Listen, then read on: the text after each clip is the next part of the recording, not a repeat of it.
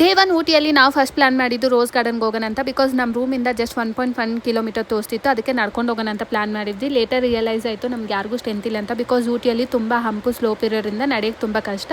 ಆಗೋ ಹೇಗೋ ಕಷ್ಟಪಟ್ಟು ಫೈನಲಿ ರೋಸ್ ಗಾರ್ಡನ್ಗೆ ರೀಚ್ ಆದ್ವಿ. ಎಂಟ್ರಿ ಫೀ ಬಂದು 75 ರುಪೀಸ್. ರೋಸ್ ಅಷ್ಟು ಕಾಣಿಲ್ಲ ಬಿಕಾಸ್ ಸೀಸನ್ ಅಲ್ವಾ ಅದಕ್ಕೆ.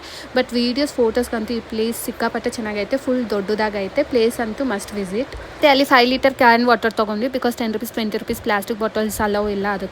ಮತ್ತೆ ನಾವು ಆಟೋದಲ್ಲೇ ಹೋಗೋಣ ಅಂತ ಪ್ಲಾನ್ ಮಾಡಿ ಇಷ್ಟು ಪ್ಲೇಸಸ್ ಕವರ್ ಮಾಡೋಣ ಈ ದಿನ ಅಂತ ಪ್ಲಾನ್ ಮಾಡಿ ಹೋಗಿದ್ವಿ. ಅವ್ರು ಬಂದು ದೊಡ್ಡ ಬೆಟ್ಟ, tea estate, tea factory, chocolate factory, wax museum, botanical garden ಮತ್ತು ಬೋಟ್ ಹೌಸ್ ಇಷ್ಟಕ್ಕೆ 1500 ಅಂದರು. ನಾವು ಓಕೆ ಅಂತ ಹೋಗಿದ್ವಿ. ಬಟ್ ಬೋಟ್ ಹೌಸ್ ಕವರ್ ಮಾಡೋಕ್ಕಾಗಲಿಲ್ಲ, ತುಂಬ ಲೇಟ್ ಆಗಿರೋದ್ರಿಂದ. ಸೊ ಇದು ಬಂದು ದೊಡ್ಡ ಬೆಟ್ಟ.